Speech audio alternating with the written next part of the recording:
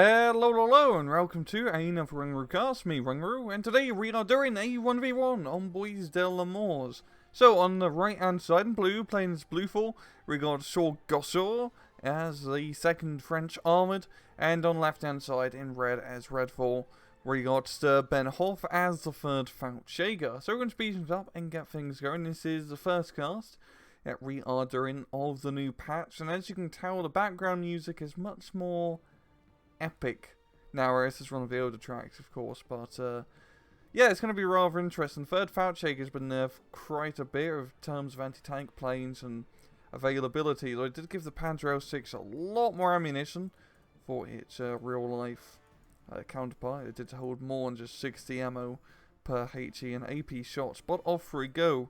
And we've got a recon plane off the back here. They have been slightly buffed, as they are cheaper now.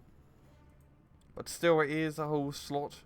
But he's going to be able to spot the infantry sword up top. And here comes the Messerschmitt to shoot down our little paper cub. Bada bing, bada boom. Yeah, he goes. Unfortunately for the third Feldjäger, he's not fighting 101st. So there's not going to be any flamethrower infantry. Not much infantry at all, to be entirely honest.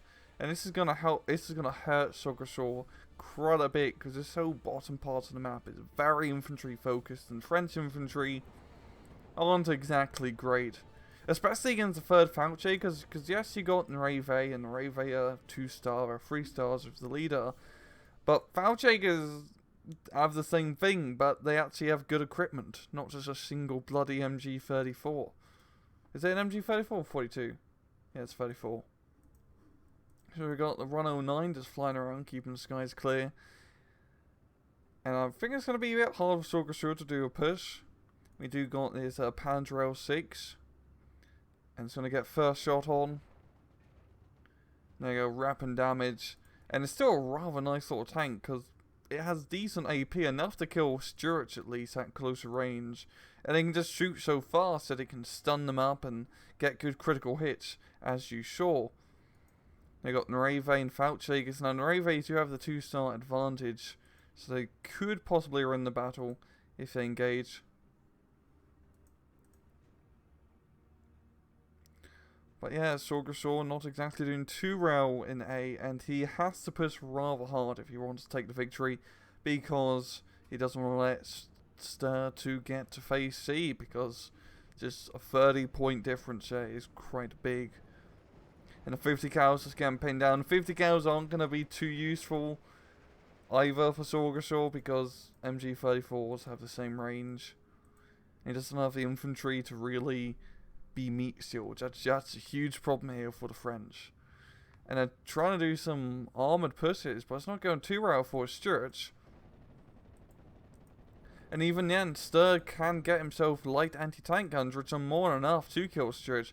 In a light anti-tank plane, the B1 has been nerfed a bit in terms of armour penetration value. Now it's only 9 AP, but it's still enough to kill light tanks like that. And we already got Spitfire coming in to chase down HS, and the Messerschmitt coming in to intercept the Spitfire. So a real good play here from Stern. I'm amazed he hasn't really attacked more down below, because that is a rather easy point to capture. I mean, this is a 50 cal machine gun squad. And their machine gun squads are some smaller in number. MG34s now only 3 guys compared to the 5 or 6 that it originally had. But 50 cals do have a decent amount still at 5 HP. It's not 7 HP, but it's still good. And Sorgsor,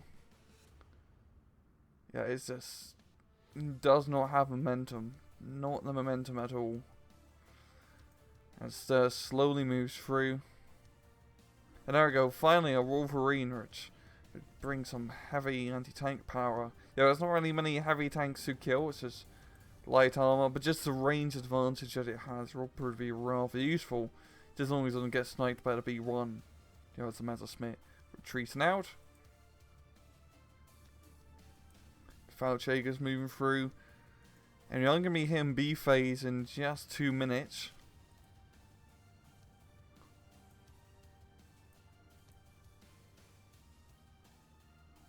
Got some recon.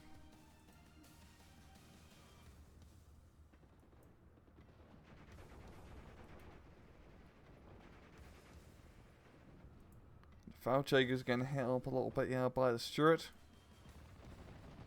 And all damn, a little bit of a ballsy maneuver here, running into the open.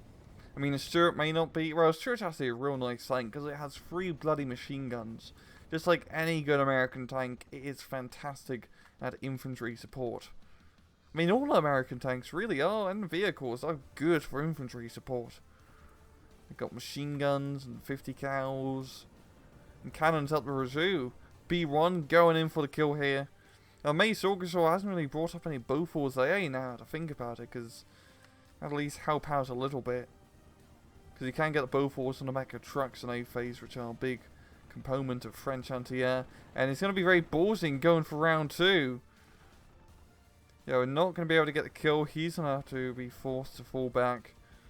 And damn, if he did lose that Wolverine, that would be bloody costly. There we go, finally the Bofors on the truck. Road War 2 technical. Well, it doesn't even look very technical. Or it is a technical looking vehicle, but not like an actual technical. It's probably a technical piece of machinery to put together. Anyway, we are now in the B phase. We got a 109 doing a rocket run. And so we'll now at least get some more infantry options using the Rave and Volta gears to beat up the Schwarzjägers, yeah. I mean, just the star advantage helps out quite a bit. And really, fighting close range, where he doesn't really have that many Tommy guns, really. I mean, Schwarzjägers, yeah, I still give them bonus against French at close range. Because even though they can't really use machine guns, you know, the FG-42 and G-43 can still put out quite a bit of firepower. Unless you have a veteran team being shot up by an M5 half-track. It seems like Sorgsor's really starting to take a bit more momentum now, going on the attack, suppressing the MG-34. Needs to go at Panzer L6 show. But the Wolverine is not in position to do that, as it is just defending the middle. Normandy forced to retreat, M5 getting knocked out. And some more infantry down below. And the half-tracks are going to be very important in these infantry fights.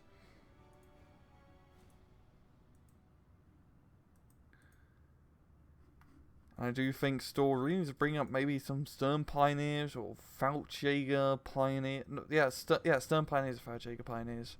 They're just both called Pioneers. There are different types of Pioneers, of course. And there we go, lots of infantry.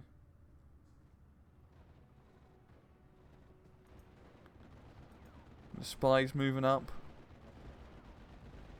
There we go, just good overwhelming firepower, yeah, good infantry support. Now, do you have a Stug coming up top? Try and rein control. I mean, it's going to have to get a bit closer to kill that M10 because the M10 does have a range advantage. But Stug does have a veterancy advantage, yo. The pack getting pinned down, and it's definitely going to die to the M10. So this is really good for Sorgsor. He's pushing through right now. I mean, he's going to have to deal with this rather nasty force in the middle.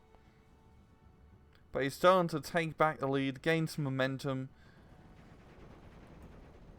But he's going to have to gain a bit more ground because he is losing by quite a bit still. He still needs to gain some ground. Really, the forest, if he can completely cap it, will be his best course of action. The half-track stunning up the infantry before they can fall back into the safety of the forest here. So damn good maneuvering. And I think Ster really needs some fire support. Bringing in a B1, doing a strafing run on the half-track, gets a good kill. And he's going to be clear to do a round number 2. He only has 3 shots left. There you go, strafing run on the M5. We have some good old rockets.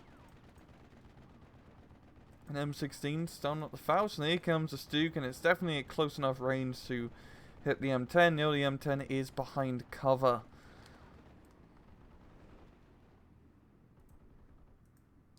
Got Spitfire chasing HS-129. And here comes that 2-star Messerschmitt once again, and it just has air superiority advantage. Yeah, he's going to be able to kill the B1, which is definitely a worthwhile trade-off. I mean, just point rise. In terms of planes, you do get less plane shots for the French compared to the third Feldjäger, so trying to keep Spitfires alive is important. They are going at the same speed, Joe, so just as long as it doesn't do... Oh, there we go, just in range. And it does manage to escape easy peasy like. So damn good kill. And really, Sorgsor has this entire area completely on lockdown. If they try to move up, it's 50 cows and infantry ready to shoot the emerald. One of the 50 cows got killed, so it's only a 7-5 left. So maybe Ster can do a breakthrough. MG34 stun up the CDP Voltigeurs. And you also got to realize the French don't have many infantry just in terms of availability, so you do not want to be losing a lot of these guys in a bloody fight. We just got the Voltigeurs Mitters, which are the machine gun squads, which are pretty damn good. They got 2 bloody Brownings. And some Sappers as well, which are fantastic at close range. They do have the satchel charges. And also a bazooka. But I need to get a little bit closer to really take advantage of the satchel charges. It seems like Ster's starting to take it back now. And up top, I think maybe he could really do a push up here as well. As it's really, I got the Panzer of course. And the M10 is nowhere near. It's been very defensive with his M10, not moving it up. It's keeping it back, bringing in some M16 Joe for air support. Or anti-air support.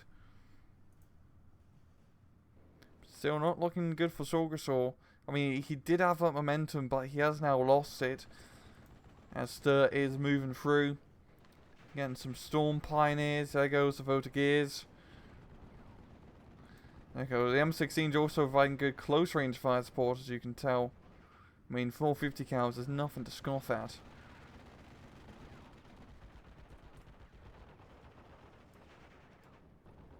Forcing the Messerschmitt to retreat.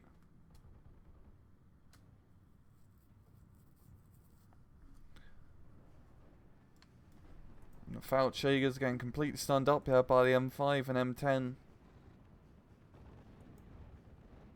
also his middle area map, he could really make quite a big push. He does have the M10 for, well, just long range anti-tank stuff.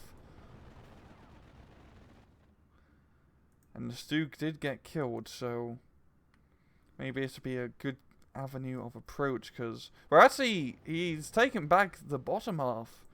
A lot of his infantry did get ranked by the supporting anti-air, but once again, Ster can just rip out more infantry compared to Sorgsor, if I'm even saying his name right, which I'm probably not. And a Popachin now, which is perfect in this sort of environment, is close range, anti-tanko. 20 AP is a bit overkill, but if you want something dead, then I guess that's what you need. Straight from on the M5, forcing it to retreat. Just a little bit, and the Feldjäger is trying to get a bit cockier. And Sorgsor, yeah, he's really starting to break up top now. I mean, the Panzer 06 is a sitting duck, the Pak 41 is almost dead. If he's a bit more offensive, you've got another Wolverine as well. So yeah, I think Sorgsor is just going to take its back. Damn, the whole map's just been cleared, essentially.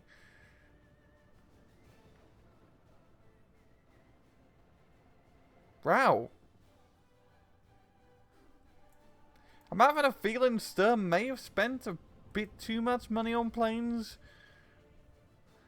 I mean, I guess we can kind of see in the aftermath statistics, but wow. This is a French breakthrough. He lost all his infantry down below because all he did was bring infantry into his fight. And that's okay, especially Storm Pioneers, if you can keep him out of range of the open ground area. But he didn't. He was fighting over here, and just look at his fire support and anti-air. And that's what really allowed Sorgsor to win that battle. If Ster brought up some fire support of his own, like those light guns, 40s or 42 models, a Stug, just anything to knock out his vehicles, because this isn't anti-tank stuff, this is all just anti-infantry stuff. He could have definitely had a better time, but just bringing infantry into that fight was a bit of a one-trick pony. And, well, if you're just going to bring infantry into a fight, no anti-tank stuff, then just the enemy's going to bring up anti-infantry weaponry. Then we got a 105 Sherman. Now Sorgsor's really taking the ground now.